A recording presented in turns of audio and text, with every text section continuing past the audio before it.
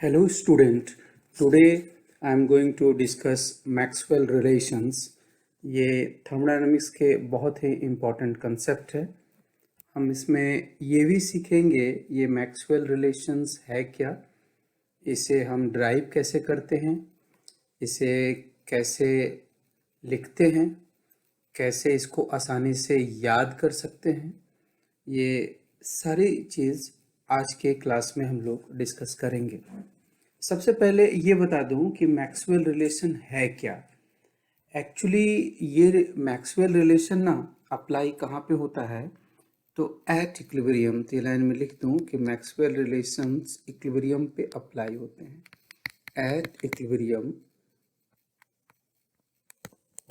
अगर कोई system equilibrium पर है तो आप मैक्सवेल रिलेशंस क्या कहेंगे, वेरिएशन ऑफ इंट्रोपी, इंट्रोपी के जो वेरिएशन है, एंट्रोपी वेरिएशन किसके साथ, प्रेशर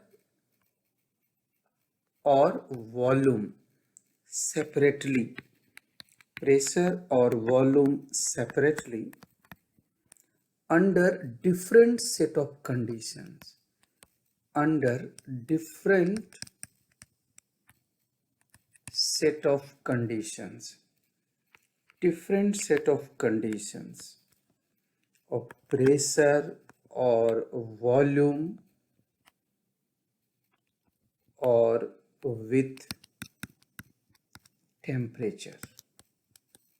ये स्टेटमेंट से ज़्यादा कुछ क्लियर नहीं होगा, लेकिन अभी इसको जब ड्राइव करेंगे, इसको बिल्कुल स्टार्ट से ड्राइव करेंगे तो सारी चीज़ें क्लियर आए। मैं एक एक पॉइंट इनिशियल से चल रहा हूँ। देखिए, सबसे फर्स्ट जो पॉइंट मैं लिख रहा हूँ वो है first law of thermodynamics. First law of thermodynamics ये क्या है, ये first law of thermodynamics, law of thermodynamics. देखिए उससे कैसे रिलेशंस ड्राइव होते हैं।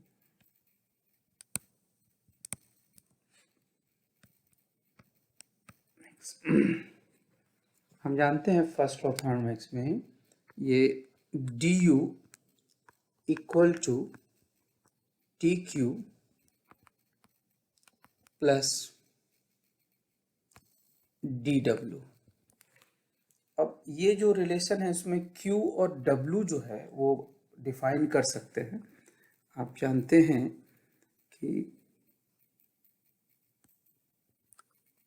D Q equal to define कर सकते हैं, D Q equal to define कर सकते हैं टी डी एस, इसे यूज करेंगे। तो यहाँ पर मैं रिप्लेस कर दे रहा हूँ और ये फर्स्ट लॉ का जो हम यूज फॉर्म लिखेंगे वो इस तरह से वो इंट्रोपी में शिफ्ट हो जाएगा, टी डी एस, और वर्क को भी लिख सकते हैं minus P D V, minus P D V, क्योंकि डी डब्ल्यू इक्वल टू हम लोग डिफाइन कर चुके हैं माइनस पी डी वी। तो ये फॉर्म है जो आप देख रहे हैं, internal energy in terms of temperature, entropy and pressure volume है। यहाँ एक और चीज़ नोटिस करनी चाहिए कि ये जो S और T का टर्म है, S और T यहाँ पर जो दिख रहे हैं, ये दोनों टर्म एनर्जी के लिए यूज होते हैं। यानी कि आप T और S के डायमेंशन को मल्टीप्लाई करेंगे ना तो एनर्जी देगा, सारा ये एनर्जी का टर्म है। और प्रेशर और वॉल्यूम वाला जो टर्म है ना, ये भी एनर्जी देता है। तो याद रखिएगा PV जो है वो एनर्जी का टर्म है और TS का, क्योंकि ये लाइन याद रखने से मैक्सवेल रिलेशंस को याद करने में काफ़ी हेल्प होता है। इसमें इस एनर्जी टर्म को आगे यूज करेंगे। तो अभी तक जो मैंने लिखा वो केवल फर्स्ट लॉ है कि D U equal to T D S minus P D V. अब मैं अदर जो स्टेट फंक्शन डिफाइंड हैं थर्मोडायनेमिक्स के उसे एक एक करके लिखता हूँ। जो फर्स्ट है वो इंथाल्पी का फंक्शन है एच, जिसे हम लिख सकते हैं डी यू। टी यू जो है, सॉरी मैं इसको एक सेकेंड, एच इक्वल टू ये यू प्लस पी वी। अब मैं इसे डिफरेंशिएट करूंगा, ये हो जाएगा डी एच इक्वल टू, यहाँ पे ये डी यू का टर्म आ जाएगा और उसे हम लिख पाएंगे P D V mine plus V D P. अब मैंने यहाँ पर डी यू का टर्म पहले से ही निकाल चुके हैं फर्स्ट लॉ से, उसे सब्स्टिट्यूट करेंगे। उसे अगर हम सब्स्टिट्यूट कर देते हैं तो आप ये देखिए कि minus P D V term तो कैंसिल हो जाएगा।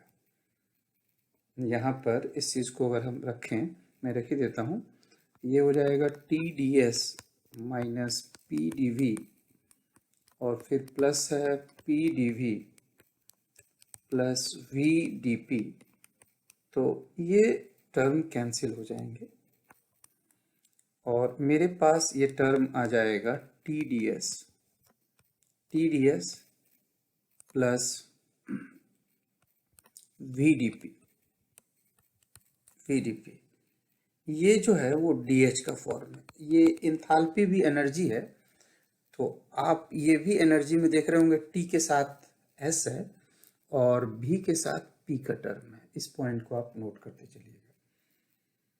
तो मैं ये इक्वेशंस को नंबर कर देता हूँ। इस इक्वेशन को मैं नंबर 1 यहाँ पर कर रहा हूँ और ये जो इक्वेशन आया है इसे मैं यहाँ पर नंबर 2 इक्वेशंस कर दे रहा हूँ। ये 2 इक्वेशंस हमने अभी लिखे। एक अगला जो स्टेट फंक्शन है वो है gives free energy. Gives free energy जो डिफाइंड है G इक्वल टू वो H माइनस टी एस है। अगर हम इसे डिफ्रेंशिएट करेंगे तो डी जी इक्वल टू आ जाएगा डी एच, यहाँ पर माइनस टी डी एस हो जाएगा और माइनस एस डी टी। अब इसमें सेकंड वाले इक्वेशंस को इसमें सब्स्टिट्यूट करेंगे। अब ये सेकंड वाले इक्वेशन से डी एच को सब्स्टिट्यूट करेंगे तो ये जो डी जी का टर्म आ जाएगा, ये हो जाएगा T D S plus V D P minus T D S minus S D T. यहाँ पर प्लस ये टी डी एस का term minus T D S के टर्म से कैंसिल हो जाएगा और इसमें जो है मेरे तीसरा इक्वेशंस आ जाएगा डी जी इक्वल टू, ये होगा V D P minus S D T. ये इक्वेशन 3 है और इसमें भी एक बार आपको ध्यान दिलाऊंगा कि भी के साथ पी वाला टर्म है और एस के साथ टी वाला टर्म। वही कहूँगा ये एनर्जी पैरामीटर्स हैं, भी पी के साथ मल्टीप्लाइड होगा। तो ये चीज़ याद रखने से मैं अभी भी कह रहा हूँ कि आगे थोड़ी हेल्प मिलने वाली है। अब हेल्महोल्ट्ज फंक्शंस, वर्क फंक्शन जो है ए इक्वल टू, उसे लिखेंगे u माइनस टी एस और इसको अगर हम डिफरेंशिएट करके डी ए लिखें तो डी ए जो है equal to D U minus T D S minus S D T हो जाएगा। और ये डी यू जो मैंने फर्स्ट लॉ से लिखा था उसे यहाँ पर लिख देता हूँ। ये जो डी यू इक्वल टू हम लिख सकते हैं ये T D S minus P D V. अब ये माइनस टी डी एस आ जाएगा और ये माइनस एस डी टी का टर्म होगा। इसमें भी ये प्लस माइनस टर्म कैंसिल हो जाएंगे, प्लस माइनस टर्म, और डी ए इक्वल टू होगा minus P D V minus S D T. ये भी एनर्जी पैरामीटर है। इसमें भी देखिए आप, ये P के साथ V है और S के साथ T है। इसे मैं रिलेशन 4 लिख रहा हूँ। तो हमारे पास 4 थर्मोडायनामिकल रिलेशन आ गए। ये चारों थर्मोडायनामिकल रिलेशंस को थर्मोडायनामिक्स में काफ़ी इम्पोर्टेंट है, तो मैं इस चारों को एक साथ लिख देता हूँ क्योंकि इन्हीं चारों पे मैक्सवेल के रिलेशंस फिर होंगे। तो फर्स्ट हमारा था ये D U equal to T D S minus P V, ये पी डी वी। दूसरा जो रिलेशन था वो यहाँ पे लिख देता हूँ, ये है D H equal to D H, जो इक्वेशन था उसमें टी डी एस का टर्म आया था और प्लस भी डी पी इस टर्म को। ये फर्स्ट रिलेशन है, आगे मैं यहाँ पर 1 लिख दे रहा हूँ, और ये दूसरा रिलेशन जो था वो यहाँ पर है। आप तीसरा रिलेशन देखिए फ्री एनर्जी का, डी जी इक्वल टू क्या था, ये था डी जी जो हमारा फंक्शन था भी D P minus S D T, और लास्ट में जो हमने फंक्शन देखा था वो हेल्महोल्ट्ज फ्री एनर्जी का फंक्शन, वर्क फंक्शन भी कहते हैं। तो डी ए इक्वल टू ये माइनस पी डी वी, और यहाँ पर एस डी टी का टर्म था। तो यही थर्मोडायनामिक्स के 4 इंपॉर्टेंट हैं और इन्हीं से मैक्सवेल के रिलेशंस लिखी जाएंगे। आप टोटल ये 4 मैक्सवेल के रिलेशन हैं जिन्हें आप इन चारों इक्वेशन से ड्राइव करेंगे। तो इसमें हम लोग क्रॉस डेरिवेटिव रूल लगाएंगे। Cross derivative rule, cross derivative rule, cross derivative rule जब फर्स्ट पे लगाएंगे, ये देखिए, तो फर्स्ट में यहाँ जो टर्म है टेम्परेचर का पहला है, और ये और चूंकि इस बगल में ds है और दूसरे वाले में वॉल्यूम का टर्म है, तो यहाँ पर ये dt डिवाइडेड बाय ये dv हो जाएगा, और चूंकि यहाँ पर पहले इंट्रोपी वेरिएबल था तो अब ये इंट्रोपी कांस्टेंट हो जाएगा, ये इंट्रोपी कांस्टेंट हो जाएगा। और दूसरे साइड में आपका प्रेशर है, प्रेशर को डिफरेंशिएट मुझे इस वाले टर्म के साथ यानी कि ds से करना पड़ेगा, और इस बार जो है ये हमारा वॉल्यूम जो है वो कांस्टेंट है, ये मैंने फर्स्ट से निकाला।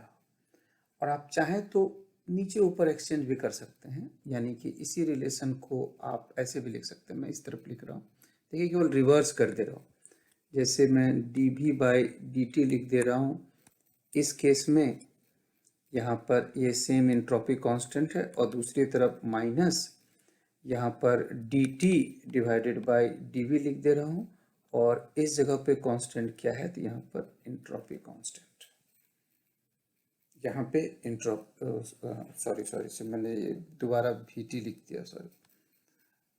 ये टर्म जो है यहाँ पर, ये जो टर्म है ये आ जाएगा ds ऊपर आ जाएगा और यहाँ पर dp नीचे आ जाएगा, इसे मैं कर रहा था देखने में इधर उधर,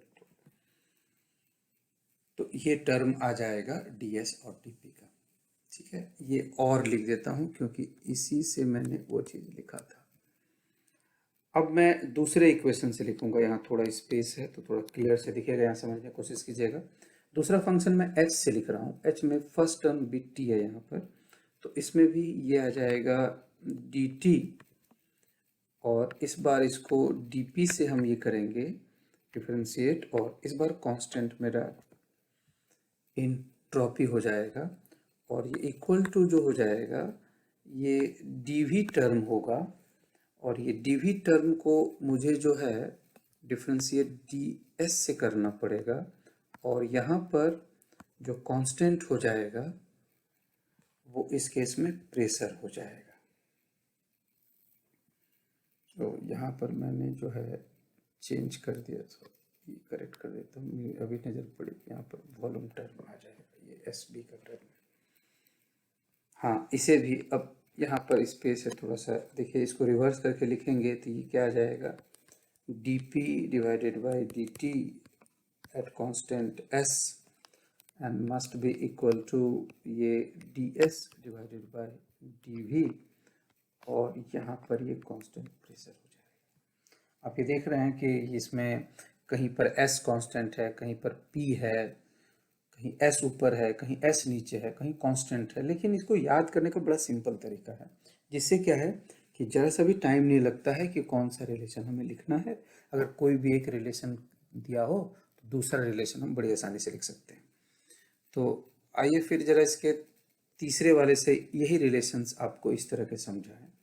तीसरे वाले रिलेशंस में जो फ्री एनर्जी से है, तीसरे वाले से जो रिलेशंस है वो आपका,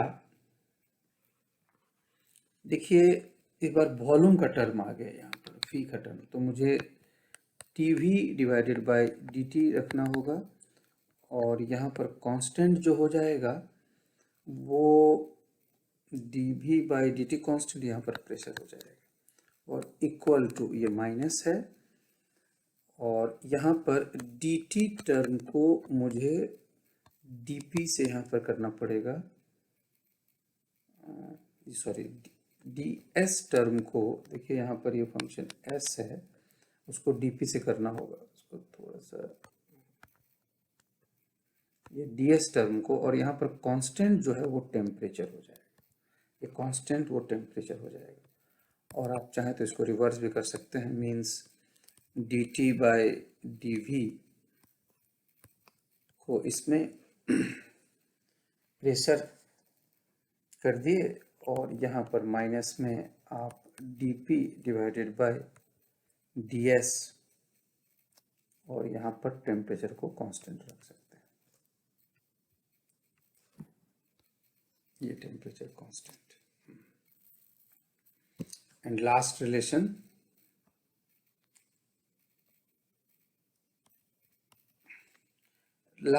यहाँ पर माइनस में देखिए पहले प्रेशर है तो dp और डिवाइड यहाँ पर dt से हो जाएगा, और इसमें कांस्टेंट वॉल्यूम हो जाएगा, और यहाँ पर जो माइनस है, दोनों तरफ ही माइनस था उसमें, तो ds को डिफरेंशिएट करेंगे dv से, ds को डिफरेंशिएट करेंगे dv से, और यहाँ पर टेम्परेचर टर्म आ जाएगा, और मैं इसको लिख दूँ, और मैं ये माइनस हट कैंसिल कर सकते हैं दोनों तरफ, ये हो जाएगा dt upon dp at constant volume equal to dv divided by ds, ये कांस्टेंट टेम्परेचर, ये मैंने रिवर्स कर दिया। तो यहाँ पर ये चार ही हैं, इनको मैक्सवेल रिलेशन कहा जाता है। तो यहाँ पर देखिए ये चार, इसमें इंट्रोपिक टर्म है, इसमें प्रेशर टर्म है, इसमें टेम्परेचर टर्म है, और ये वॉल्यूम टर्म है। मैंने कहा था कि मैक्सवेल रिलेशन जो है वो वेरिएशन ऑफ इंट्रोपी डिस्कस करता है with pressure and volume under different conditions in terms of variation of pressure, volume और टेम्परेचर।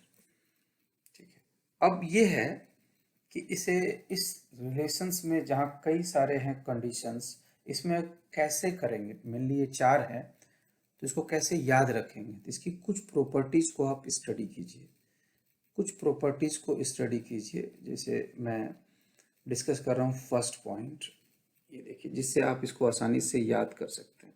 तब याद करने का रूल, तो ये मैं रोमन में, फर्स्ट पॉइंट, आप किसी भी टर्म को देखिए, मैं एक टर्म को लिखता हूँ, यहाँ पर ये 2 नंबर वाला टर्म को लिखता हूँ, ये देखिए ये dt है, और यहाँ पर dp है, और इस तरफ s है, मैंने इसमें से एक उठाया है, और इस तरफ dv है, और यहाँ पर ds है, और यहाँ पर p उठाया। अब आप मार्क कीजिए, कलर थोड़ा चेंज करके आपको मार्क करा रहा हूँ, ये मार्क कीजिए कि ये यहाँ पर अगर, सॉरी वो मैं बंद कर दूँ, अब मैं रेड कलर देता हूँ, ये जो है आप देखिए टी यहाँ पर आपको दिखाई दे रहा है और इसका रिवर्स यहाँ पर एस दिखाई देगा, ठीक है। और ये सारे रिलेशन में दिखाई देगा। मैं आपको दिखा रहा हूँ स्टार्ट से, देखिएगा ये आप अगर यहाँ पर टी देखते हैं स्टार्ट में तो यहाँ पर आपको एस का टर्म दिख रहा है। यहाँ ये क्रॉस में देखिएगा, यहाँ टी है तो यहाँ पर ये एस का टर्म, यहाँ पर टी है तो ये देखिए ये एस का टर्म, ये टी है तो ये एस का टर्म, और यहाँ पर टी है तो यहाँ पर देखिएगा एस का टर्म है। सारे मैक्सवेल में ये होता है। अगर आपका एक में लेफ्ट हैंड साइड में टी अगर ऊपर है तो उसका एनर्जी वाला क्रिएट करने वाला दूसरा टर्म एस नीचे होगा। तो यहाँ पर अगर टी है, अगर यहाँ नीचे है तो अगले साइड में ये ऊपर होगा। यहाँ पर देखिए कि अगर इसका टी है ऊपर तो इसमें ये नीचे होगा। यहाँ पर देखिए अगर ये टी नीचे है तो अगले में ये ऊपर होगा, और यहाँ टी ऊपर है तो इसमें ये नीचे होगा। यानी आप मार्क कर लीजिए किसी में भी ये मान के चलिए, ये जो एनर्जी टर्म बार बार मैं बोल रहा था, वो एनर्जी टर्म जो बार बार बोल रहा था उसमें है क्या कि आपको T के साथ आपको S मिलेगा, ठीक है। ये energy term TS energy term होता है, और P के साथ आपको V मिलेगा। अब मैं P के साथ V वाले एग्जाम्पल को मैं हाईलाइट कर रहा हूँ, इससे आप देखिएगा, समझने की कोशिश कीजिएगा। ये यहाँ पर P है तो दूसरी तरफ मैं यहाँ पर V हाईलाइट कर रहा हूँ, यहाँ पर P है तो दूसरी तरफ यहाँ पर V हाईलाइट कर रहा हूँ। इससे क्या है कि आपको अगर कभी भी कोई टर्म लिखने दिया जाए, कभी भी कोई टर्म लिखने दिया जाए तो आप उसमें जो है कैसे लिखेंगे वो देखिए। अगर आपको पहले मैं ये चीज़ कर लूँ, इसके साथ भी के साथ पी को मैं दिखा लूँ पहले, फिर अगला पॉइंट मैं सोचूंगा। पी के साथ पी, यहाँ देखिए पी के साथ पी देखिए, इससे ये समझ में आया कि पी अगर इधर डिनोमिनेटर में है तो ऊपर डिनोमिनेटर में होगा, यानी एक नीचे है तो दूसरा इसमें ऊपर होगा। इसमें भी मार्क करा देता हूँ, ये जो भी के साथ है ये पी ऊपर है, यहाँ भी पी के साथ वो भी नीचे है। तो आपको ये दिखाने की कोशिश कर रहा हूँ कि ये रिलेशंस भले 8 डिफरेंट हैं, पर उसमें एक बात बड़ी अच्छी है कि अगर टी ऊपर है एक में तो दूसरे में टी नीचे, एस उसका नीचे होगा। यानी पार्टनर समझ सकते हैं, टी का पार्टनर एस और पी का पार्टनर वी। इससे आपको याद रखने में सुविधा होगी, ठीक है। तो इससे आपको ये समझ में आ गया कि अगर आपको एक फॉर्म लिखने के लिए दिया जाए तो आप आसानी से उसका दूसरा फॉर्म लिख पाएंगे, ठीक है। तो जैसे कि अगर मैं यहाँ पर एक चीज़ आपको लिखने के लिए दूँ, मैं एग्जाम्पल के रूप में समझा रहा हूँ, जो पॉइंट में समझाया। अगर मैं आपसे पूछूं कि ये ds divided by dp, ds divided by dp at constant volume क्या होता है, आप लिखिए। ये एक मैक्सवेल रिलेशनशिप, हमें ये सीखना है कि इसे हम आसानी से बिना उस इक्वेशन के कंफ्यूजन में गए हुए डायरेक्ट कैसे लिख सकते हैं।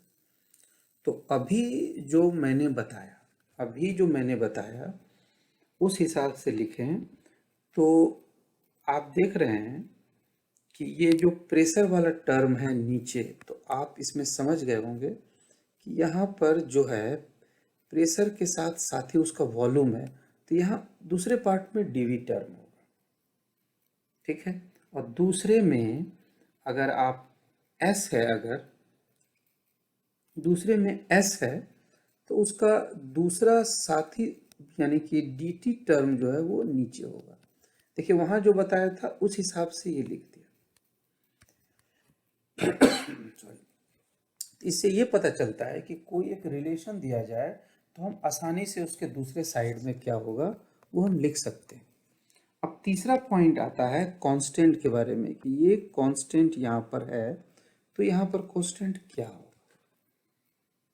तो आप ये देखिए कि इसमें आप रिलेशन देखिए कि इसका जो है P के साथ रिलेशन यहाँ पर है, P के साथ रिलेशन है ये B का, यानी ये वॉल्यूम टर्म है तो आपको P देखना होगा कहाँ पर है। अब उसी पोजीशन को यहाँ देखिए तो यहाँ पर T है, और इसको एनर्जी का टर्म बनाने के लिए मुझे यहाँ पर S कांस्टेंट होना होगा इस T को देख करके। यहाँ पर P को देख करके मैं V को समझा, V के लिए मैंने P ढूंढा और उसी लोकेशन पर इसको S ढूंढा। यहाँ V था तो V का टर्म P हुआ और यहाँ से V से मैं P तक गया, V से P तक गया और P से फिर इसके डिनोमिनेटर तक गया और फिर समझ में आया कि यहाँ पर नीचे S होगा, यहाँ पर नीचे S होगा। अब ढूंढते हैं कि कौन सा रिलेशन लिया था मैंने। dp ds by dp ds by dp हमारा ये रिलेशन है, ds by dp relation number जो है 3, ds बाय dp, ठीक है, ds बाय dp ये रिलेशन टर्म, ठीक है। यहाँ पर अब इस साइड देखें तो ds बाई डी जो है, ds बाई डी इधर dv, ds बाई डी भी के साथ है, डी एट यहाँ पर एक टर्म ds बाई डी जो टर्म है, देखता हूँ मैंने कहाँ रख दिया, ds बाई डी और उसमें कांस्टेंट मैंने लिया हुआ है वॉल्यूम, ds बाय dp ये यहाँ पर है, ds by dp at constant v, तो यहाँ पर देखिए dv बाई dt और यहाँ s आ गया। तो वही चीज़ मैंने यहाँ पर लिखा है कि ये देखिए यहाँ पर मैंने s आ गया, ये रिलेशन आ गया। अब एक चीज़ है कि साइन हमें पॉजिटिव लिखना है या नेगेटिव लिखना है, ये कैसे डिसाइड करेंगे, क्योंकि अभी हम चेक किए यहाँ पर, देखिए चेक करने पर मुझे ये मिला, जिस रिलेशन से ये मैच किया कि इसके साथ जो मैच किया ये नेगेटिव साइन में है, तो इसके हिसाब से वहाँ पर मुझे नेगेटिव लगाना चाहिए।